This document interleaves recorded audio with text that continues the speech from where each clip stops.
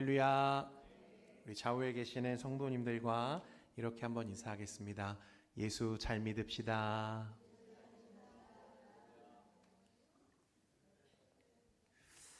네, 우리 권사님께서 앞에서 기도하신 대로 우리가 사순절 기간을 지내는 중에 있습니다.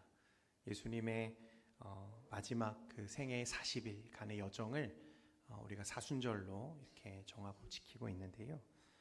그러므로 이 기간에는 무엇보다도 우리 주 예수 그리스도께 우리의 마음과 시선을 더 고정하고 깊이 묵상할 수 있는 저와 여러분 되기를 소망합니다. 오늘 말씀도 예수님의 십자가와 관련되어서 낮아지심과 높아지심이라는 제목으로 말씀을 좀 전하게 될 텐데, 오늘 이 말씀이 또 깨달아지고 또 우리가 예수 그리스도를 더 깊이 알아가는 귀한 은혜의 시간 되기를 소망합니다. 하나님은 인간을 그분의 형상대로 지으시고 영원한 생명을 누리게 하시려는 이 거룩한 계획을 세우셨습니다. 하나님의 작정이다. 하나님의 예정하심이다. 그러나 아담의 범죄로 인해 인류는 죄 아래 놓이게 되었고 하나님과의 완전한 교제가 끊어졌습니다. 이로 인해 인간은 스스로의 힘으로는 구원에 이를 수 없는 무능한 존재가 되었고 죽음과 절망, 이 비참함에 버려진 존재가 되었다. 이것이 인간에 대한 성경의 진단입니다. 하지만 하나님께서는 인간의 실패에도 불구하고 사람은 실패했지만 하나님은 실패하지 않으시기에 이 구원 계획을 포기하지 않으셨습니다.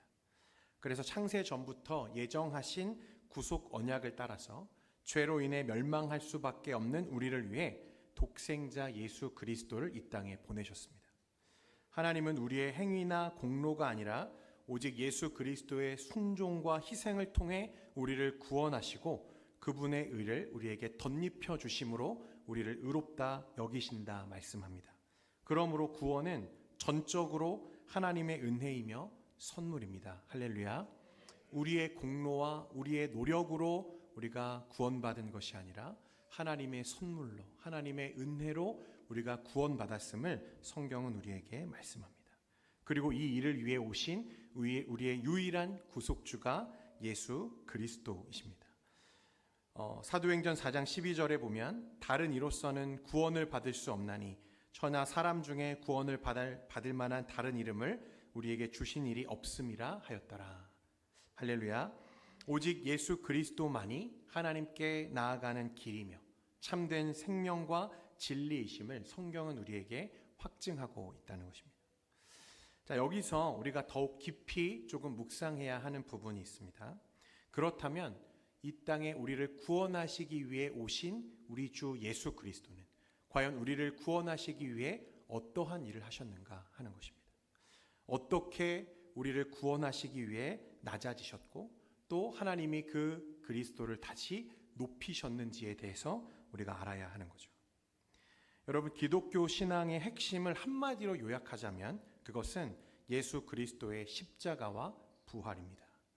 십자가 없이 부활이 있을 수 없고 부활 없이 십자가는 단순한 죽음으로 끝나는 것이죠.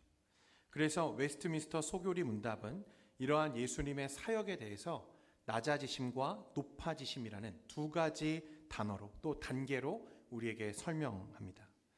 여러분, 전통적으로 이 그리스도의 낮아지심을 비하라는 단어로 우리가 표현을 했고 높아지심을 승귀라는 단어로 설명을 했습니다. 이 비하와 승귀, 예수 그리스도께서 우리를 구원하시기 위해서 이 땅에 하신 일에 대한 이야기들을 이 두 단어로 우리가 말할 수 있는 거죠. 오늘 이 두 가지 단어를 주제로 저와 여러분이 말씀을 좀 살펴보겠습니다. 웨스트민스터 소교리 문답 27문에 여러분 이렇게 질문합니다. 같이 읽겠습니다. 시작. 그리스도의 낮아지심이란 무엇을 말합니까? 답은 이것입니다. 그리스도의 낮아지심은, 같이 읽겠습니다. 시작. 그리스도의 낮아지심은 그가 강생하시되 비천한 지위에 나신 것과 율법 아래 나신 것과 금생의 여러 가지 비참함과 하나님의 진노와 십자가의 저주의 죽음을 받으신 것과 장사 지낸 바 되신 것과 얼마 동안 죽음의 권세 아래 거하신 것을 말합니다. 아멘. 성자 예수님은 여러분 어떤 분이시냐면 성부 하나님과 동일한 본질, 동일한 능력을 가지신 하나님이십니다. 여러분, 이 내용은 이미 우리가 이전의 내용들 통해서 우리가 그 소교리 문답의 내용들을 통해서 이미 공부한 바입니다. 성자 예수님은 성부 하나님과 동일한 본질, 동일한 능력을 가지신 제2위격으로 계시는 하나님이십니다. 자, 그런데 그런 하나님이 사람의 몸을 입고 이 땅에 오셨다는 거예요. 여러분, 이것을 인카네이션이라고 하고 우리가 성육신이라고 말합니다. 성육신. 비천한 지위에 직접 하나님이 육신을 입고 이 땅에 내려오셨다는 거예요. 또한 율법에 복종하는 삶을 사셨고 금생에 온갖 비참한 고통을 당하시고 십자가에 죽기까지 하셨다. 이것이 비하, 그리스도의 비하의 내용입니다. 요한복음 1장 14절에 보면 이렇게 말씀합니다. 말씀이 육신이 되어 우리 가운데 거하심에 우리가 그의 영광을 보니 아버지의 독생자의 영광이요 은혜와 진리가 충만하더라. 하나님의 말씀이신 하나님이 이 땅에 육신을 입고 오셨고 그분이 바로 우리 주 예수 그리스도다. 이렇게 말씀한다는 거예요. 여러분, 예수님께서는 화려한 궁전에서 태어나지 않으셨죠. 어디서 태어나셨습니까? 아주 초라한 말구유에 마굿간에서 주님 태어나셨어요. 그분은 인간들 사이에서도 부와 사회적인 명예를 추구하지 않으셨죠.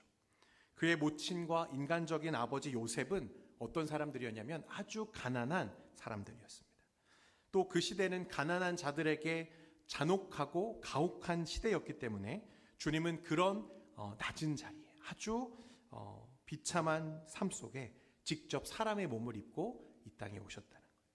따라서 우리는 예수님께서 성육신 하셨을 때, 인카네이션, 말씀이 육신이 되어 이 땅에 오셨을 때 인간들 가운데에서 최고로 특별한 지위를 차지하려고 오신 것이 아니라 가장 낮은 곳으로, 가장 비참한 곳으로 주님이 내려오셨다는 것을 우리가 기억할 필요가 있습니다.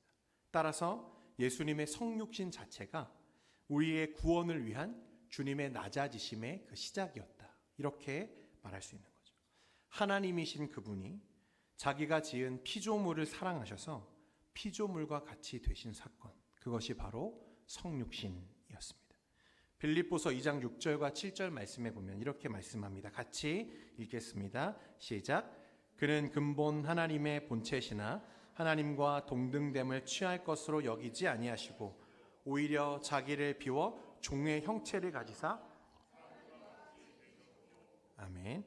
여러분, 사람이 높은 지위에 있다가 낮은 지위로 내려간 정도가 아닙니다. 주님의 성육신은 창조주이신 그분이 피조물의 자리에 내려오신 거예요. 근본 하나님과 본체이시지만 그 하나님과 동등됨을 취할 것으로 스스로 여기지 않으시고 하늘의 보좌와 영광을 뒤로 하시고 내려오셨어요. 무엇을 위해서 내려오셨습니까? 우리를 구원하시기 위해서 내려오셨다. 이 내려오심이 바로 낮아지심의 시작이다. 주님의 성육신은 여러분 그러므로 이 온 인류의 역사와 우주 역사에서 다시 없을 가장 위대한 신비였고 창조주께서 피조물의 몸을 입으신 여러분 절대적인 경이의 사건이었어요. 무한하신 하나님께서 유한한 인간의 형태로 자신을 낮추셨고 영원하신 분께서 시간과 공간의 제약 안으로 들어오셨고 거룩하시고 흠없으신 분께서 죄로 가득한 세상 한가운데에 거하시기를 스스로 선택하신 사건, 그것이 바로 성육신이었습니다. 단순히 신적인 개입이 아니라 하나님께서 인간과 온전히 하나 되시어서 구원의 길을 여신 거룩한 신비이자 모든 신학의 정점이 인카네이션, 성육신이었어요. 주님의 오심. 인류의 모든 사상과 철학이 도달할 수 없는 오직 하나님만이 행하실 수 있는 구속사의 정점이 주님의 오심이었습니다. 그리고 그것은 스스로 자신을 피조물과 같이 낮추시는 비하하심이었어요. 이는 곧 하늘과 땅을 잇는 가장 위대한 사건이자 가장 겸손한 낮아지심이었다. 이렇게 말씀할 수 있습니다.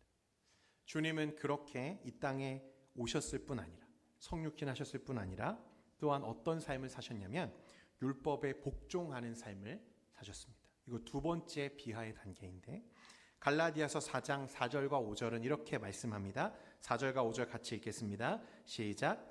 때가 참에 하나님이 그 아들을 보내사 여자에게서 나게 하시고 율법 아래에 나게 하신 것은 율법 아래에 있는 자들을 속량하시고 우리로 아들의 명분을 얻게 하려 하심이라. 아멘. 이 구절에서 사도 바울은요, 예수님께서 무엇 아래에 나셨다고 말씀하죠? 율법 아래에 나셨다고 말씀합니다. 강조하고 있는데, 즉 예수님께서는 단순히 인간이 되신 것에서 그치지 않고 율법의 요구를 받는 위치에 스스로를 두셨다는 거예요. 자, 여기서 중요한 점은 여러분, 예수님께서는 율법에 순종하실 필요가 있으실까요? 없으실까요? 없으시죠. 왜 없으실까요? 이 율법을 누가 만드셨어요? 하나님이 만드셨어요. 여러분, 하나님이 만드신 그 법은 누구에게 주신 것입니까? 사람에게 주신 거예요. 그러니까 사실 하나님이신 그분은 이 율법 아래에 놓일 필요가 전혀 없었다는 것입니다.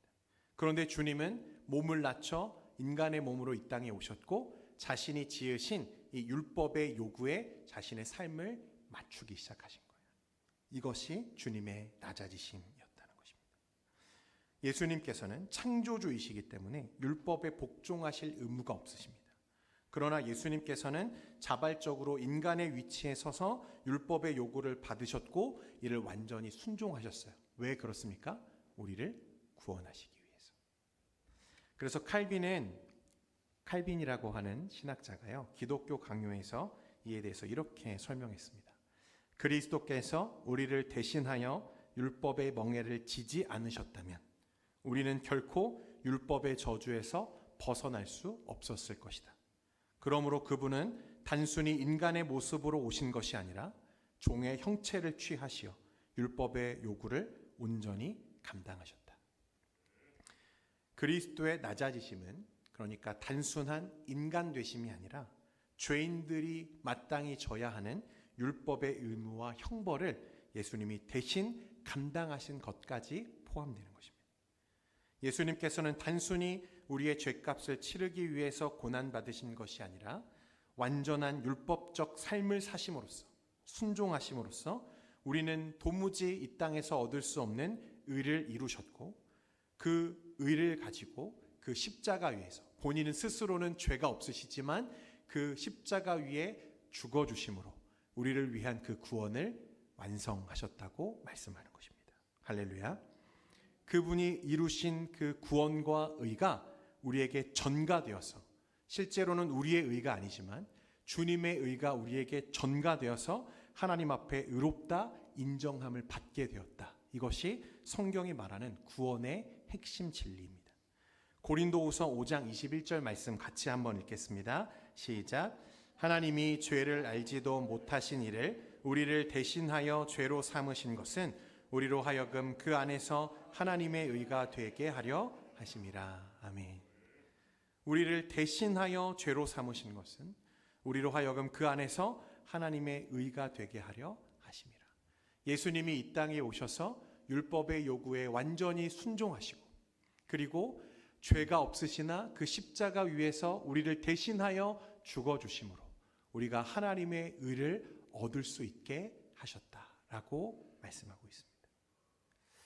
예수님께서 이 땅에 오심은 단순한 강림이 아니라 자발적인 낮아지심이었고 율법 아래 사신 것은 그분의 낮아지심을 더욱 깊이 드러내는 장면이었습니다. 그래서 여러분 복음서 내용을 전체 살펴보면요, 주님은 단 한 번도 자신의 감정과 기분을 앞세운 적이 없으시고 늘 어디로 향하세요? 하나님의 뜻과 말씀에 순종하는 삶을 사셨어요. 언제까지요? 죽기까지. 십자가 위에 죽으시기까지. 그 십자가 앞에서 두려워하시며 그 고난을 또 걱정하시며 하나님께 기도하시죠. 주님, 가능하다면 이 잔을 내게서 옮겨주십시오.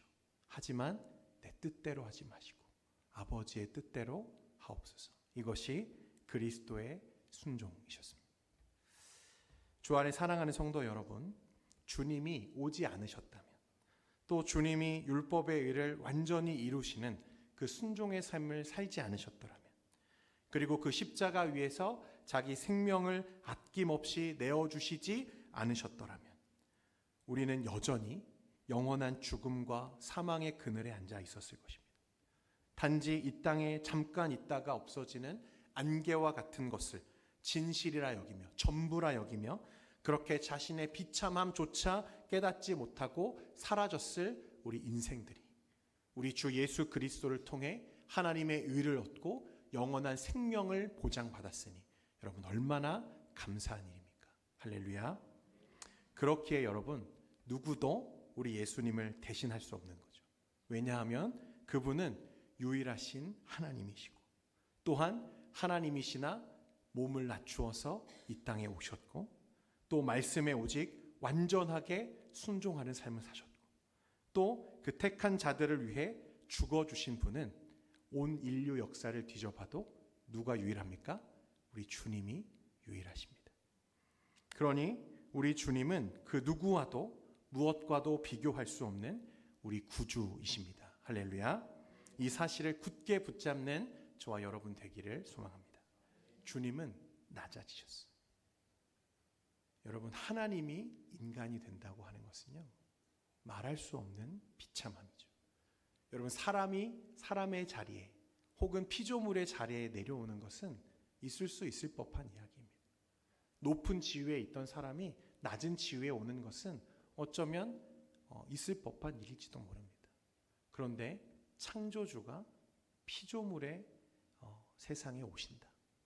여러분 이 사실은요 이 세상 그 어떤 종교에도 말하지 않는 하나님의 유일한 신비입니다. 주님은 저와 여러분을 위해서 그렇게 몸을 낮추어서 이 땅에 오신 우리 주님이십니다. 그리스도의 낮아지심. 계속해서 이제 웨스트민스터 소교리 문답 28문에 보면 우리가 앞에서 나눈 것이 낮아지심이었다면 이번에는 높아지심에 대해서 이야기합니다. 28문 같이 읽겠습니다. 시작. 그리스도의 높아지심이 어떠합니까? 이것의 답은 이것입니다. 같이 읽습니다. 시작. 사흘 만에 죽음에서 다시 살아나신 것과 하늘로 승천하신 것과 하나님 아버지의 우편에 앉아 계신 것과 마지막 날에 세상을 심판하러 오시는 것입니다. 현대 복음주의적 신학자 중에서요 가장 사랑받았던 그 목사님이 존 스토트 목사님이신데요. 그 목사님이 뭐라고 말씀하셨냐면 십자가는 낮아지심의 절정이고 부활은 높아지심의 시작이다. 이런 말씀을 하셨어요. 참 이런 말들을 어떻게 생각해서 하시는지 참 멋진 말이라고 생각합니다. 십자가는 낮아지심의 절정이고 부활은 높아지심의 시작이다. 그리스도의 높아지심은요, 승귀는요 어떤 내용들을 말하냐면 예수님의 부활과 승천과 또 승천 이후에 하나님의 나라와 교회를 다스리시는 것과 마침내 완성될 하나님의 나라 가운데 주님의 재림까지 이것을 주님의 높아지심으로 우리가 말합니다. 승귀이죠. 단순히 예수님은 죽음 가운데에서 살아나신 것이 아니라 하나님의 승리와 다스림의 회복을 의미하는 이 부활을 성경이 이야기하고 있고 따라서 주님은 우리를 위해서 죽어주셨을 뿐만 아니라 죽음을 이기고 어떻게 하셨다? 부활하셨다는 것을 성경이 우리에게 확증하고 있다는 사실입니다. 부활의 첫 열매로서 우리 주님은 모든 믿는 자들의 부활과 소망의 근거가 되신다. 성경은 그렇게 말씀하죠.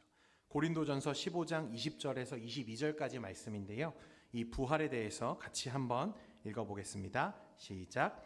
그러나 이제 그리스도께서 죽은 자 가운데서 다시 살아나사 잠자는 자들의 첫 열매가 되셨도다. 사망이 한 사람으로 말미암아 죽은 자의 부활도 한 사람으로 말미암는도다. 아담 안에서 모든 사람이 죽은 것 같이 그리스도 안에서 모든 사람이 삶을 얻으리라. 아멘. 여러분 우리가 계속해서 논의해 왔던 성경적 절대 원리 중 하나가 뭐냐면 죄의 삭시 사망이라는 것이었습니다. 그렇죠? 그래서 모든 사람은 무엇 때문에 죽습니까? 자신의 죄 때문에 죽는 거예요. 이것이 모든 사람에게 정해진 절대적인 규율이죠.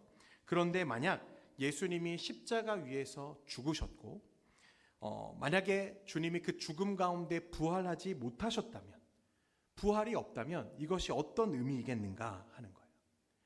여러분, 만약에 예수님이 십자가 위에서 단지 죽으심으로 끝났다면, 부활하지 않으셨다면 예수님도 어떤 거죠? 자기 죄 때문에 죽은 죄인임을 확증하는 거예요. 예수님은 다른 사람을 위해서 십자가를 지신 게 아니라 자신의 죄를 위해서 십자가를 진 것이 되는 거예요. 무엇이 없으면요? 부활이 없으면. 그러니까 주님의 부활이 없다는 것은 우리를 위한 구원자로서의 지위를 상실하게 됨을 말하는 거예요. 그러니까 십자가 없는 부활도 없고 부활 없는 십자가도 없다는 것이 이런 의미입니다. 그러면 반대로 예수님이 그 죽음 가운데 있지 않으시고 부활하셨다는 것은 어떤 의미인가?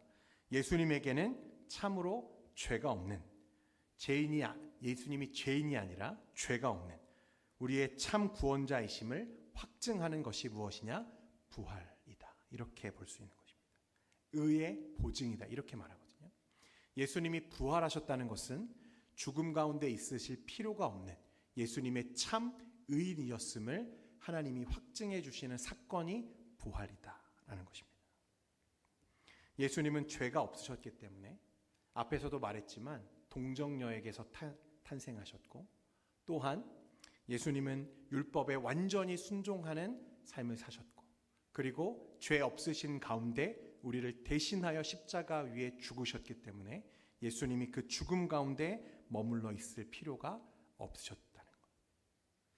예수님은 죄가 없으시기에 그를 죽음 가운데 앉아 계실 이유가 없으셨고, 하나님은 예수님을 부활하게 하심으로 그가 우리의 구원자 되심과 의로운 분이심을 우리에게 확증하셨다는 거예요. 자, 그런데 앞에서 읽은 우리가 말씀을 보면, 고린도 전서의 말씀에 보면 예수님이 부활의 첫 열매가 되셨다라고 말씀하세요. 첫 열매. 이게 굉장히 중요한 표현이거든요. 여러분, 구약 성경에 보면 초실절이라고 하는 절기가 있습니다. 이게 어떤 절기냐면 이스라엘 백성들이 매해 첫 열매를 수확하고 나서 하나님께 기쁨으로 드렸던 이 제사, 이 절기였어요. 이게 초실절입니다. 그런데 이것은 단순한 제사의 의미가 아니라 이 첫 열매로 드린 그 제물에 뒤따르는 이후의 모든 수확을 보장하는 표징이었어요. 첫 열매를 드렸다는 것은 이후에 하나님께서 주실 더 많은 열매에 대한 보증이었다는 것입니다. 그런데 사도 바울은 예수님의 부활이 어떤 의미라고 우리에게 말하죠? 예수님이 부활의 첫 열매가 되셨다. 이 말은 예수님 이후에 나머지 열매들도 반드시 거두게 될 것을 말씀하고 계시다는 거예요. 그러니까 예수님을 첫 열매로 바울이 비유하고 있는 것은 예수님의 부활이 그만의 부활이 아니라 누구의 부활이 됨을 말하는 것입니까? 저와 여러분, 예수 그리스도를 믿음으로 하나님 앞에 의로움을 인정받은 모든 자들의 부활을 보증하시는 사건이 또한 예수님의 부활이었다라고 말하는 거예요. 그래서 예수님은 모든 믿는 자의 부활의 첫 열매가 되신다. 할렐루야. 네. 예수를 믿는 모든 자들의 부활의 보증이고, 하나님이 우리를 의롭다 여기시는 의의 보증이다. 정리합니다. 예수님의 부활은 예수님 자신의 의의 보증이었고, 또한 예수님 안에 있는 우리 모두가 하나님 앞에서 그 의를 인정받게 됨을 보증하시는 사건이었다라고 이야기하는 거예요. 로마서 4장 25절에 이렇게 말씀합니다. 예수는 우리가 범죄한 것 때문에 내줌이 되고 또한 우리를 의롭다 하시기 위하여 살아나셨느니라. 할렐루야. 그래서 로이드 존스 목사님은요, 부활이 없다면 기독교도 없고 부활이 없다면 기독교는 무너지고 만다고 말했습니다. 그러니까 부활이 여러분 복음의 핵심이에요. 핵심. 따라서 부활은 단순한 역사적 사건이 아니라 우리의 구원과 신앙의 기초가 되는 근본입니다. 부활이 없으면 우리의 믿음이 헛되고 죄와 죽음의 권세가 최종적인 승리를 거두었을 것입니다. 그러나 예수님께서는 부활의 첫 열매가 되심으로 우리의 부활을 보장하시고 우리에게 새로운 생명을 주셨습니다. 그러므로 우리는 예수님의 부활을 확신하며 이 부활의 능력을 붙잡고 담대히 살아갈 수 있기를 축원드립니다. 자, 부활하신 예수님은요, 얼마간 자신을 믿는 자들에게 그 부활의 모습을 보여주시죠. 제자들에게도 나타나시고 여인들에게도 나타나시고 또 의심 많은 도마는 그 과정에서 예수님의 부활하신 몸과 그 죽음의 흔적들, 손에 난 못자국과 옆구리에 난 창에 찔린 자국에 손을 넣어 보기까지 하죠. 그리고 말씀해 보면 예수님께서 한 번은 500여 형제에게 한 번의 그 모습을 보이신 일도 있었다고 말씀이 기록합니다. 그리고 그중 이 말씀이 기록될 당시에는 많은 사람들이 여전히 생존해 있다고 바울이 우리에게 얘기하죠. 그러니까 예수님의 부활은 여러분 조작이 불가능한 명확한 역사적 사건이었고 사실이었음을 성경이 우리에게 말씀하고 있다는 거예요. 여러분 이 사실을 믿으시기를 바랍니다. 예수님의 부활은 어떤 신화나 조작된 이야기나 여러분 그런 것이 아니라 절대적으로 이 땅 가운데 일어난 하나님의 구속 사건이었음을 우리가 믿어야 된다는 거예요. 많은 사람들이 예수님의 가르침은 따르고 싶고 예수님의 복음, 나를 위해 죽으심을 내가 수용할 수 있지만 예수님의 부활은 믿지 못하겠다고 말하는 자들이 많습니다. 성도 여러분, 그러나 예수님의 부활은 역사 속에 일어났던 명확한 사건이었어요. 증인과 증거가 있는 사건입니다. 그리고 그 주님은 여전히 살아계십니다. 할렐루야. 살아서 다스리시죠. 그래서 예수님은 예수님의 정신과 예수님의 가르치심이 남아서 우리 마음속에 남아있는 것이 아니라 살아계신 예수님, 그리고 예수님이 이 땅에 보내신 또 다른 보혜사 성령 하나님, 그리스도의 영이 우리 안에 내주하고 계심을 성경이 말씀하고 있는 것입니다. 예수님은 죽음을 이기시고 당당히 부활하셨고 그 사망 권세를 정복하셨습니다. 그리고 제자들이 보는 가운데에서 하늘로 올려지셨어요. 승천하셨다는 것입니다. 사도행전 1장 9절에서 11절 말씀에 예수님의 승천을 이렇게 기록합니다. 같이 읽겠습니다. 시작. 이 말씀을 마치시고 그들이 보는 데 올려져 가시니 구름이 그를 가리어 보이지 않게 하더라. 올라가실 때에 제자들이 자세히 하늘을 쳐다보고 있는데 흰옷 입은 두 사람이 그들 곁에 서서 이르되 갈릴리 사람들아 어찌하여 서서 하늘을 쳐다보느냐. 너희 가운데서 하늘로 올려주신 이 예수는 하늘로 가심을 본 그대로 오시리라 하였느니라. 아멘.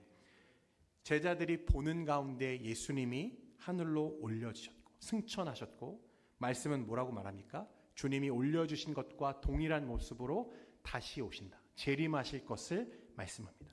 예수님의 재림은 그냥 오심이 아니라 심판주로서 이 모든 세속적 역사를 종결하시고 하나님의 완성된 나라를 열어가시는 주님의 재림, 거기까지가 승리입니다. 여러분 하늘 위로 올라가셨다. 주님께서 부활하신 주님이 승천하셨다. 이것은 단순한 장소의 이동이 아닙니다.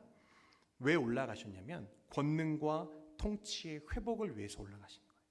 주님은 오늘도 살아계셔서 그 하나님의 보좌 우편에 앉아 계시고 우리를 위해서 중보하신다고 말씀합니다. 로마서 8장 34절에 누가 정죄하리요 죽으실 뿐 아니라 다시 살아나신 이는 그리스도 예수시니 그는 하나님 우편에 계신 자요 우리를 위하여 간구하시는 자시니라. 여러분 주님은 살아계십니다. 할렐루야. 지금도 하나님의 보좌 우편에 앉으셔서 그의 교회와 하나님의 나라를 다스리시고 통치하시고 그의 택한 백성들을 위해서 하나님 보좌 우편에서 간구하신다, 중보하신다라고 말씀하세요. 여러분 이렇게 생각해 보면 굉장히 쉽습니다. 여러분 재판장에 가보면요, 죄를 판결하는 판사가 있고 또 누가 있죠? 죄를 선고하는 검사가 있고 그리고 피고를 변호하는 변호사가 있잖아요. 그죠? 하늘 보좌는 여러분 재판장과 같습니다. 하나님이 판사세요. 판결하시는 분입니다. 그러면 검사는 누구일까요? 죄를 고소하는 이 검사. 여러분 사탄이죠, 사탄. 사탄이요 성도들을 하나님께 고발합니다. 뭐라고 고발하죠? 하나님, 저 안 목사 평소에 얼마나 거짓말을 잘하는지 아십니까? 저거 진짜 저 사람도 아닙니다. 그러니까 저 사람 지옥에 보내야 마땅합니다. 이렇게 하나님 앞에 우리를 상소합니다. 고소한다는 거예요. 그런데 그 하나님 앞에서 우리를 중보해 주시는 분이 계시다는 거예요. 뭐라고 중보하시죠? 우리 주님이신데 우리를 변호하시는 거예요. 하나님, 이미 저 죄는 십자가 위에서 그 죄값이 치러졌습니다. 그 대가가 이미 지불되었습니다. 그러니 저 사람은 무죄입니다 라고 말해주신다는 거예요. 누가요? 우리 예수님께서. 주님의 중보하심은 그런 의미예요. 사단이 우리를 정죄하고 하나님 나라에 어울리지 않는 자라고 우리를 판단하고 정죄할 때 하나님 앞에서 우리를 변호하시는 중보자, 그분이 우리 주 예수 그리스도이십니다. 주님은 오늘도 살아계셔서 하나님 보좌 우편에 앉아 계시고 그곳에서 저와 여러분을 위해서 중보하고 계시는 줄 믿습니다. 그래서 저와 여러분의 영혼이 안전한 거예요. 히브리서 7장 25절에 그러므로 자기를 힘입어 하나님께 나아가는 자들을 온전히 구원하실 수 있으니 이는 그가 항상 살아계셔서 그들을 위하여 간구하심이라. 할렐루야. 주님 살아계십니다. 그리스도의 높아지심은 여러분 주님의 마지막 재림과 심판의 날에 완성되는 것입니다. 아직 완성되지 않았습니다. 주님이 마침내 모든 생명의 심판주로 오심으로 가장 높은 보좌에 앉으실 것을 계시록이 우리에게 말씀하고 있죠. 예수 그리스도께서는 여러분 그러므로 우리를 구원하시기 위해 스스로를 낮추셨고 창조주이신 그분이 인간이 되시고 또한 율법 아래 사시며 십자가에서 죽기까지 순종하심으로 우리의 모든 구원을 완성하셨습니다. 그러나 그분은 죽음 가운데 계시지 않으셨고 죽음을 이기고 부활하셨어요. 그리고 하나님은 그를 하늘로 부르셔서 하나님의 보좌 우편에 앉게 하셨고 만물을 다스리시는 주권자로, 왕으로, 통치자로 삼으셨습니다. 그리고 장차 영광 중에 다시 오셔서 우리의 구원을 완성하시고 하나님의 나라를 완성하실 것을 성경이 우리에게 약속하고 있다는 것. 이것이 그리스도의 낮아지심과 그리스도의 높아지심입니다. 할렐루야. 여러분 오늘 굉장한 것을 알고 가시는 거죠. 그죠? 그분의 낮아지심. 그것은 우리의 죄를 대속하기 위함이었고 그분의 높아지심은 우리를 영원한 생명과 영광으로 이끌기 위함이었음을 여러분 반드시 기억하시기를 바랍니다. 십자가 없는 부활도 없고 부활 없는 십자가도 없습니다. 따라서 예수 그리스도의 십자가를 늘 바라보고 또한 부활의 영광을 소망하는 신앙으로 바로 서기를 축원드립니다. 빌립보서 2장 9절에 그러므로 하나님이 그를 지극히 높여 모든 이름 위에 뛰어난 이름을 주사 고린도전서 15장 57절에 우리 주 예수 그리스도로 말미암아 우리에게 승리를 주시는 하나님께 감사하노니. 사랑하는 성도 여러분, 주님이 이미 이기셨기 때문에 우리의 전쟁은, 우리의 영적인 싸움은 이미 그 결과가 확정된 줄 믿습니다. 할렐루야. 주님이 승리하셨고 또한 그 승리를 우리에게 주셨기에 저와 여러분은 오늘날 이 땅에 살아가는 가운데에서도 그 승리를 누리면서 살아가는 거예요.